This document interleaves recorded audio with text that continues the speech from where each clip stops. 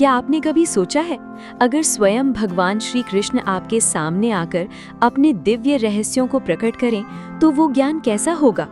वो कौन सी शक्ति है जिससे पूरा ब्रह्मांड संचालित होता है?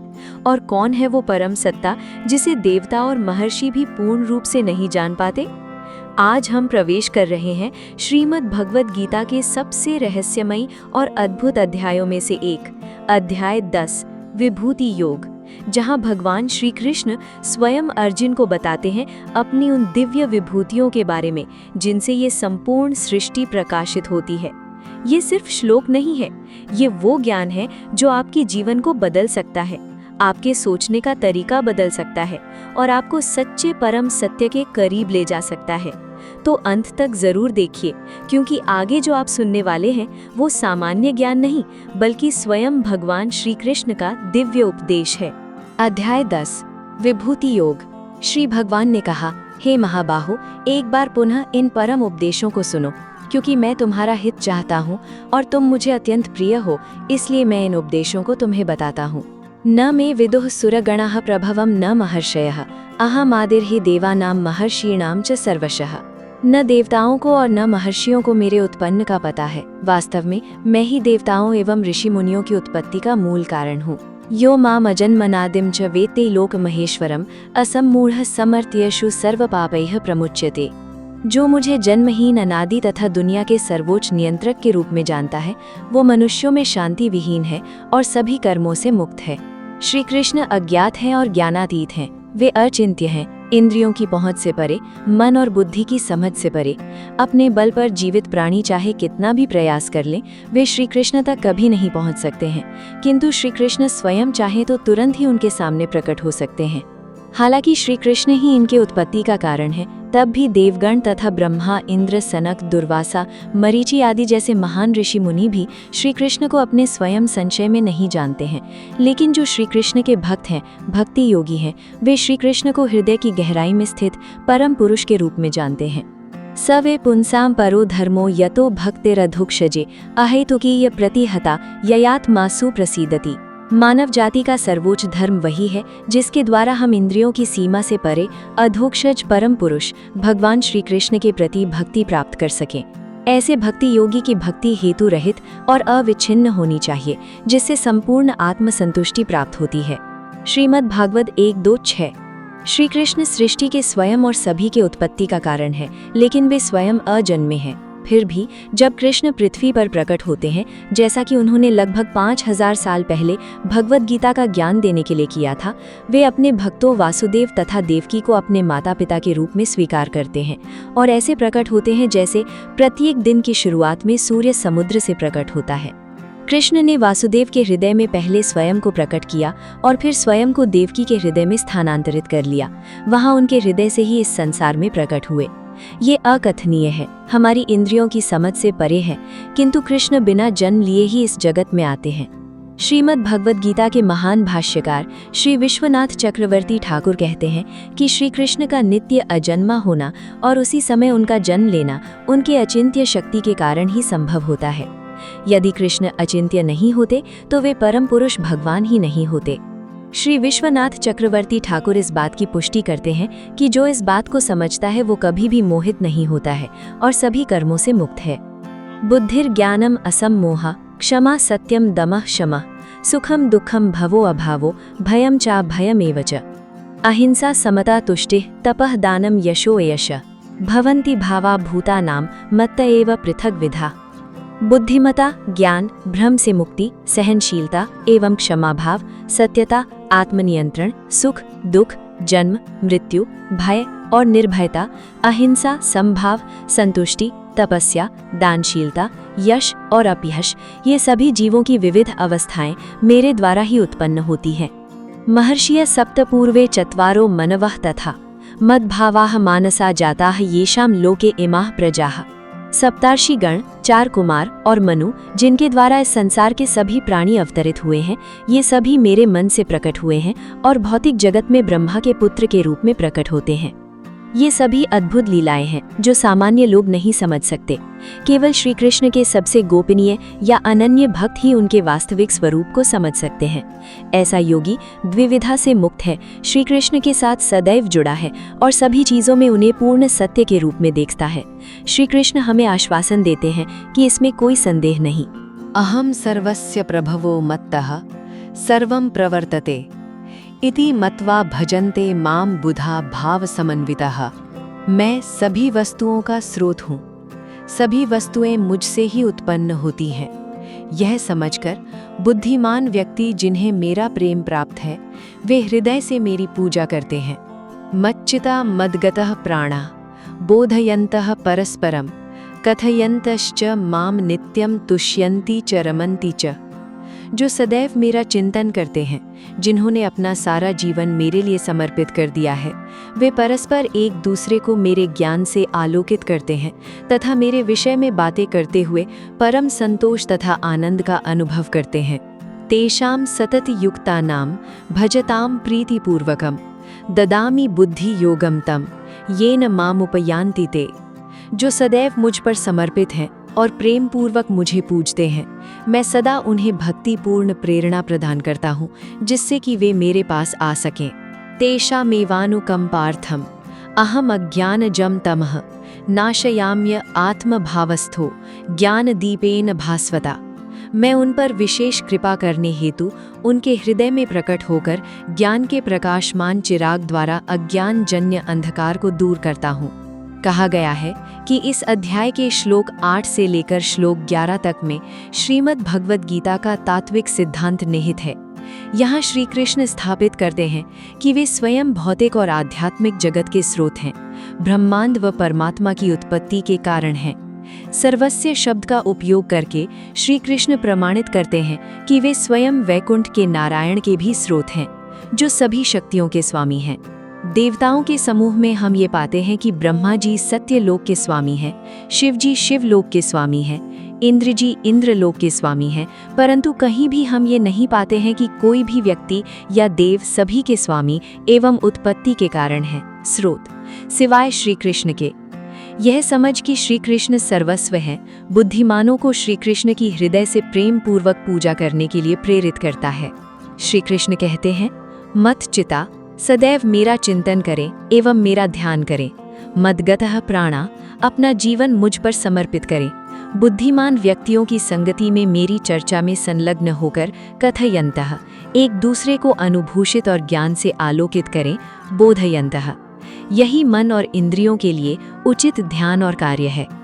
कृष्ण के बारे में चर्चा को कृष्ण कथा या श्रवण और कीर्तन कहते हैं। इसका अर्थ श्रीमद् भगवद गीता, श्रीमद् भागवतम और ऐसे अन्य साहित्य का श्रवण और पाठ करना तथा संकीर्तन करना, यानी कि महामंत्र का सामूहिक जाप करना है। हरे कृष्ण कृष्ण कृष्ण हरे हरे, हरे राम राम राम हरे हरे। श्री कृष्ण के नाम और क्रियाकलापों का श्रवण और जाप करना ही योग की सर्वोच्च पद्धति है। कृष्ण पद्म पुराण में पुष्टि करते हैं कि जहाँ भी उनके नाम का जप होता है वे वहीं निवास करते हैं। नाहम तिष्ठामि वैकुंठे योगिनाम हृदयेषु वा तत्र तिष्ठामि नारद यत्र गायन्ति मद्भक्ताः। नहीं मैं वैकुंठ में बसता हूँ, नहीं कठिन योगियों के हृदय में। मैं वहीं वास करता हूँ जहाँ मेरे भक्त मेरी क्रियाकलापों का महिमांडन करते हैं तथा मेरा नाम जपते हैं। पद्म पुराण। कुल मिलाकर कृष्ण की भक्ति में स्वयं को पूरी तरह से संलग्न करने के लिए भक्ति योग में 9 प्रक्रियाएं हैं। इनमें से श्रवण और कीर्तन सबसे पहले और सबसे महत्वपूर्ण है। श्रवणम कीर्तनम विष्णोः, स्मरणम पाद सेवनम, अर्चनम वंदनम दास्यम, साख्यम आत्मनिवेदनम इति पुंसार्थ अर्पिता विष्णु भक्तिरेण नवलक्षणा। महामंत्र और विष्णु या कृष्ण की लीलाओं का श्रवण और कीर्तन करना, उनका स्मरण करना, उनके चरण कमलों की सेवा करना, उनकी आदरपूर्वक पूजा करना, उनका सेवक बनना, उन्हें अपना सबसे प्रिय मित्र मानना और अपना सर्वस्व उन पर समर्पित कर देना, इन 9 प्रक्रियाओं को भक्ति योग के रूप में स्वीकार किया जाता है। श्रीमद् भागवतम 7:5-23। श्लोक 10 में प्रीतिपूर्वकम शब्द का उपयोग हुआ है। प्रीति का अर्थ है प्रेम, लेकिन इस प्रेम को इस भौतिक संसार में बंधुजनों के बीच साझा किए जाने वाले प्यार और स्नेह के साथ मिलाकर अपनी समझ को उलझाना नहीं चाहिए। प्रीति ऐसी शुद्ध स्नेह की स्थिति है जिसमें स्वार्थ या सांसारिक वासनाओं की कोई अभिव्यक्ति नहीं देखी जाती। श्री कृष्ण को पूजने के लिए इस तरह के प्रेम की आवश्यकता है और ऐसा प्रेम ही उनके साथ एक शाश्वत संबंध प्राप्त करने की कुंजी है। जिन लोगों को भक्ति योग द्वारा श्री कृष्ण के लिए ऐसा प्रेम प्राप्त है, वे सदैव उनके द्वारा शुद्ध भक्ति यानी कि बुद्धि योग की प्रेरणा से सशक्त होते हैं, जिससे कि वे उनके पास आ सकें। श्री कृष्ण परमात्मा के रूप में सभी जीवों के हृदय में बसते हैं और उनके संसार में भ्रमण का निर्देशन करते हैं।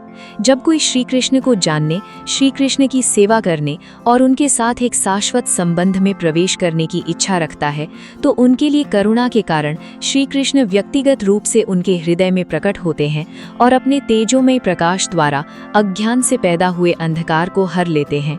ये कहा गया है कि श्री कृष्ण प्रकाश है और अज्ञान अंधकार है। कृष्ण सूर्य सम माया है अंधकारा, यहाँ कृष्ण तहा नाही मायार अधिकारा। कृष्ण की तुलना सूर्य से की जाती है और माया यानी कि अज्ञान अंधकार की तरह है। जहाँ भी कृष्ण है वहाँ कभी अंधकार नहीं हो सकता। इस प्रकार जब कृष्ण व्यक्तिगत रूप से भक्ति योगी के हृदय में प्रकट होते हैं तो सभी मलकलमश उसी प्रकार दूर हो जाते हैं जैसे सूर्य के उदय होते ही अंधकार मिट जाता है। अंधकार और निराशा गायब हो जाते हैं और एक अति प्रबुद्ध हो जाता है। ये भगवद गीता का सारांश है। अर्जुनोवाच परम ब्रह्म परम धाम पवित्रम परमं भवान पुरुषम शाश्वतम दिव्यम आदिदेवम अजम विभुम आहुस्त्वाम ऋषयः सर्वे देवर्षि नारदः तथा असितो देवलो व्यासः स्वयं चैव ब्रवीषि में। अर्जुन ने कहा, आप सर्वोच्च ब्रह्म हैं, ब्रह्म ज्योति हैं और सबसे पवित्र हैं। आप सदैव परम पुरुष हैं, स्वर्गीय दिव्य हैं, आदि देव हैं, अजन्मे हैं और सर्वव्यापी हैं। सभी ऋषियों जैसे कि नारद, असित, देवल और व्यास ने यही कहा है जैसे कि आपने मुझे बताया है। सर्वमेतदरितं मान्ये यन्मां वदसि केशव नहीं ते भगवन व्यक्तिम विदुर देवा न दानवाः। हे केशव, आपने मुझसे जो कुछ कहा है उसे मैं पूर्णतः सत्य मानता हूँ। हे प्रभु, न तो देवता और न ही असुरगण आपके व्यक्तित्व को पूरी तरह से समझ सकते हैं। स्वयमेवात्मरात्मानं वेत्थत्वं पुरुषोत्तमा भूत भावन भूतेश देव देव जगतपते। हे परम पुरुष, हे सबके उद्गम, हे समस्त प्राणियों के स्वामी, हे देवों के देव, हे जग के स्वामी, केवल आप ही वास्तव में अपने स्वयं को जानते हैं। वक्तुमर्हस्य अशेषेण दिव्या ह्यात्म विभूतयः याभिर्विभूतेभिर्लोकानिमांस्त्वं व्याप्य तिष्ठसि। कृपा करके विस्तार पूर्वक आप अपनी दिव्य शक्तियों का मुझसे वर्णन करें जिनके द्वारा आप समस्त लोकों में व्याप्त हैं। कथम विद्यामहं योगिन त्वां सदा परिचिन्तयन् केषु केषु च भावेषु चिन्त्योऽसि भगवन्मया। हे समस्त योग शक्तियों के स्वामी, मैं किस तरह आपका निरंतर चिंतन कर सकता हूँ, आपको मैं कैसे जानूं और आप पर ध्यान कैसे करूं। विस्तरेण आत्मनो योगम विभूतिम च जनार्दन भूयः कथय तृप्तिर्हि शृण्वतो नास्ति में अमृतम। हे जनार्दन, कृपा करके मुझे अपनी योग शक्तियों और विभूतियों के बारे में विस्तार से बताएं। आपके विषय पर अमृत वचनों के श्रवण में कभी तृप्ति नहीं होती है। अर्जुन ने वो सब स्वीकार कर लिया जो श्री कृष्ण ने कहा और वे कहते हैं कि केवल कृष्ण ही वास्तव में स्वयं को जानते हैं। परम सत्य अनंत है और अर्जुन जैसे जीव परिमित हैं, इसलिए वे स्वाभाविक रूप से कृष्ण के वैभव को समझने में असमर्थ हैं। फिर भी अर्जुन के लिए इस तरह के वैभव को सुनना ध्यान करने के लिए एक अच्छी आध्यात्मिक प्रेरणा है। अर्जुन श्री कृष्ण को योगी यानी योग शक्तियों के स्वामी कहकर संबोधित करते हैं और उनसे पूछते हैं कि वे उनका ध्यान किस तरह करें। इस अध्याय के शेष श्लोकों में श्री कृष्ण ये बताते हैं कि किस प्रकार उन पर ध्यान करना चाहिए, लेकिन अंतिम श्लोक में श्री कृष्ण ये निष्कर्ष निकालते हैं कि उनके अप्रत्यक्ष या अमूर्त रूप पर ध्यान की कोई आवश्यकता नहीं है, क्योंकि उनके केवल एक अंश से ही वे सारे जगत को आधार प्रदान करते हैं। अतएव श्री कृष्ण अर्जुन को इंगित करते हैं कि उनके व्यक्तिगत रूप पर ध्यान करना ही सर्वश्रेष्ठ ध्यान की प्रक्रिया है। श्री भगवानुवाच हन्तते कथयिष्यामि दिव्या ह्यात्म विभूतयः प्राधान्यतः कुरु श्रेष्ठ नास्ति अंतो विस्तरस्य में। भगवान श्री कृष्ण ने कहा, सुनो हे कुरुश्रेष्ठ, मेरी शक्तियाँ और ऐश्वर्य असीम है, इनकी सीमा का कोई अंत नहीं है, किंतु मैं तुमसे केवल अपने उन दिव्य वैभवों का वर्णन करूंगा जो सबसे प्रधान है। अहमात्मा गुडाकेश सर्वभूताशय स्थितः अहमादिश्च मध्यम च भूतानाम अंत एव च। हे अज्ञान की निद्रा के विजयी अर्जुन, मैं समस्त जीवों के हृदयों में स्थित परमात्मा हूँ। मैं ही समस्त जीवों का आदि, मध्य तथा अंत हूँ। आदित्यानाम अहम विष्णुः, ज्योतिषाम रविरणशुमान्, मरीचिर मरुतामस्मि, नक्षत्राणाम अहम शशि। मैं आदित्यों में विष्णु, ज्योतियों में तेजस्वी सूर्य, मरुतों में मरीचि और नक्षत्रों में चंद्रमा हूँ। वेदानाम सामवेदो अस्मि, देवानाम अस्मि वासवः, इंद्रियाणाम मनश्चास्मि, भूतानाम चेतना अस्मि। मैं वेदों में सामवेद हूँ, देवों में इंद्र हूँ, इंद्रियों में मन हूँ और समस्त जीवों की जीवन शक्ति या चेतना हूँ। रुद्राणाम शंकराश्चास्मि, वित्तेषो यक्ष रक्षासाम, वसूनाम पावकश्चास्मि, मेरुर शिखरेणामहम। मैं रुद्रों में शिव हूँ, यक्षों तथा राक्षसों में कुबेर हूँ, वसुओं में अग्नि हूँ और पर्वतों में मेरु हूँ। पुरोधासाम च मुख्यम माम विद्धि पार्थ बृहस्पतिम, सेनानायकानामहम स्कंदः, सरसामस्मि सागरः। हे पार्थ, पुरोहितों में मुझे मुख्य पुरोहित बृहस्पति जानो। मैं सेना नायकों में कार्तिकेय हूँ एवं जलाशयों में समुद्र हूँ। महर्षीणाम भृगुरहम, गिराम अस्मि एकम अक्षरम, यज्ञानाम जप यज्ञो अस्मि, स्थावराणाम हिमालयः। महर्षियों में मैं भृगु हूँ, वाणी में दिव्य ओंकार हूँ, यज्ञों में जप हूँ और अचल में हिमालय हूँ। अश्वत्थः सर्ववृक्षाणाम, देवर्षीणाम च नारदः, गंधर्वाणाम चित्ररथः, सिद्धानाम कपिलो मुनिः। समस्त वृक्षों में मैं अश्वत्थ हूँ, देवर्षियों में नारद हूँ, गंधर्वों में चित्ररथ हूँ और सिद्धों में कपिल मुनि हूँ। उच्चै श्रवसमश्वानां विद्धि माम अमृतोद्भवम्, ऐरावतम गजेंद्राणाम नराणाम च नराधिपम। अश्वों में मुझे उच्चै श्रव जानो, जो समुद्र मंथन के समय उत्पन्न हुआ था। गजों में मैं गजराज ऐरावत हूँ तथा मनुष्यों में मैं राजा हूँ। आयुधोमहं वज्रम धेनूनाम अस्मि कामधुग्, प्रजनश्चास्मि कंदर्पः, सर्पाणामस्मि वासुकी। आयुधों में मैं वज्र हूँ, गायों में कामधेनु हूँ, प्रजनन में कामदेव तथा सर्पों में वासुकी हूँ। अनंतश्चास्मि नागानाम वरुणो यादसामहं, पितॄणाम अर्यमा चास्मि, यमः संयमतामहं। नागलोक के नागों में मैं अनंत हूँ और जलचरों में मैं वरुण देव हूँ। पितरों में मैं अर्यमा हूँ तथा दंडधारियों में मैं यम हूँ। प्रह्लादश्चास्मि दैत्यानां कालः कलयतामहं, मृगाणां च मृगेन्द्रोऽहं, वैनतेयश्च पक्षिणाम्। मैं दैत्यों में प्रह्लाद हूँ, प्रवृत्तियों में काल हूँ, मैं पशुओं में सिंह हूँ तथा पक्षियों में गरुड़ हूँ। पवनः पवतामस्मि, रामः शस्त्रभृतामहं, झषाणां मकरश्चास्मि, स्रोतसामस्मि जाह्नवी। युद्ध करने वालों में मैं वायु हूँ, शस्त्र चलाने वालों में मैं राम हूँ, जल जंतुओं में मैं मकर और नदियों में गंगा हूँ। सर्गाणामादिरन्तश्च मध्यम चैवाहम अर्जुन, अध्यात्म विद्या विद्यानां वादः प्रवदतामहम्। हे अर्जुन, मैं समस्त सृष्टियों का आदि, मध्य और अंत हूँ।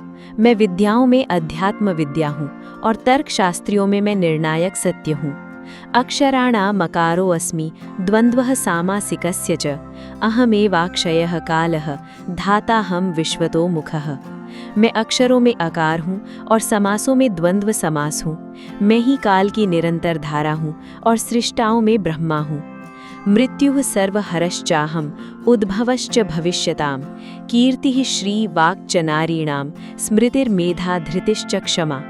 मैं सर्वनाशी मृत्यु हूँ और मैं ही भविष्य के प्रकट होने का कारण हूँ। स्त्रियों में मैं कीर्ति, श्री, वाक्, स्मृति, मेधा, धृति तथा क्षमा हूँ।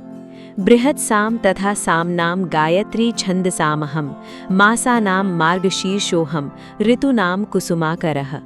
सामवेद के स्तोत्रों में मैं बृहद साम हूँ और वैदिक छंदों में मैं गायत्री हूँ। मासों में मैं मार्गशीर्ष तथा ऋतुओं में फूल खिलने वाली वसंत ऋतु हूँ। द्यूतं छलयतामस्मि, तेजः तेजस्विनामहं, जयो अस्मि व्यवसायोऽस्मि, सत्वं सत्ववतामहं। छलियों में मैं जुआ हूँ और तेजस्वियों का तेज हूँ। मैं विजय एवं साहस हूँ और बलवानों का बल हूँ। वृष्णीनां वासुदेवोऽस्मि, पाण्डवानां धनञ्जयः, मुनीनाम् अपि अहं व्यासः, कवीनाम् उशना कविः। वृष्णिवंशियों में मैं वासुदेव और पांडवों में अर्जुन हूँ। मैं मुनियों में व्यास मुनि तथा महान विचारकों में शुक्राचार्य हूँ। दंडो दमयतामस्मि नीतिरस्मि जिगीषताम मौनम चैवास्मि गुह्यानाम ज्ञानम ज्ञानवतामहम। मैं दंड देने वालों का दंड हूँ, विजय के आकांक्षियों की नीति हूँ, रहस्यों में मैं मौन हूँ और ज्ञानियों का ज्ञान हूँ। यच्चापि सर्वभूतानां बीजं तदहम अर्जुन न तदस्ति विना यत् स्यात् मया भूतं चराचरम।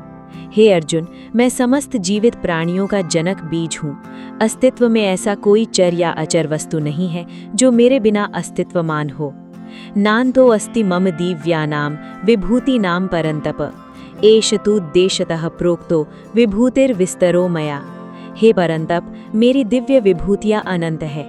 मैंने तुमसे केवल उदाहरण के लिए अपने अनंत विभूतियों के मात्र एक अंश का वर्णन किया है। यद्यद् विभूतिवत् सत्वं श्रीमद् ऊर्जितमेव वा तत्तद्देवावगच्छत्वं मम तेजो अंश संभवम्। जानो कि जो भी ऐश्वर्य युक्त, सुंदर तथा तेजस्वी सृष्टियां अस्तित्व में है, मेरे ही शक्ति के एक अंश मात्र से ही उत्पन्न हुए हैं। अथवा बहुने तेन किं ज्ञातेन तवर्जुन विष्टभ्य अमिदं कृत्स्नम् एकांशेन स्थितो जगत्। किंतु हे अर्जुन, ये सब जानने की आवश्यकता क्या है? मेरे एक अंश मात्र से ही ये संपूर्ण जगत आधारित है। उपर्युक्त श्लोकों में श्री कृष्ण ने कहा है कि संसार की सभी वैभवपूर्ण और अद्भुत चीज़ें उन्हीं को दर्शाती हैं। श्री कृष्ण ऐसा इसीलिए कहते हैं ताकि हम ये समझ सके कि इस भौतिक जगत में जो भी प्रसिद्ध, सुंदर और गौरवशाली है, वो केवल उन्हीं से उत्पन्न हुआ है। कृष्ण के वैभव अपार हैं, परंतु अंततः कृष्ण कहते हैं कि हम परम सत्य उनके सामने उपस्थित हैं, तो अर्जुन की आवश्यकता तथा प्रयास करने की कोई आवश्यकता नहीं है। इसलिए कृष्ण अर्जुन को सुझाव देते हैं कि वे उनके इस प्रत्यक्ष रूप का ही ध्यान करें। श्री कृष्ण का कोई ऐसा रूप नहीं है जो कुरुक्षेत्र में अर्जुन के सामने उपस्थित रूप से श्रेष्ठ है। केवल उनके उस रूप को छोड़कर जब वे यमुना नदी के किनारे वृंदावन के कुंज वनों में एक युवा के रूप में तिरछी दृष्टि से देखते, हाथों में अपनी बांसुरी लिए और 3 जगहों पर बांके हुए अपने दिव्य स्वरूप में दिखते हैं।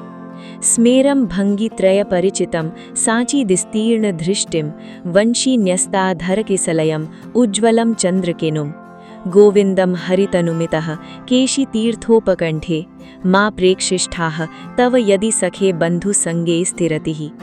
हे मित्र, यदि आपको इस जगत में अपने सहयोगी बंधुओं से लगाव है तो गोविंद जी की मोहक मुस्कान का अवलोकन न करें जब वे केशी घाट में यमुना के तीर पर खड़े होते हैं।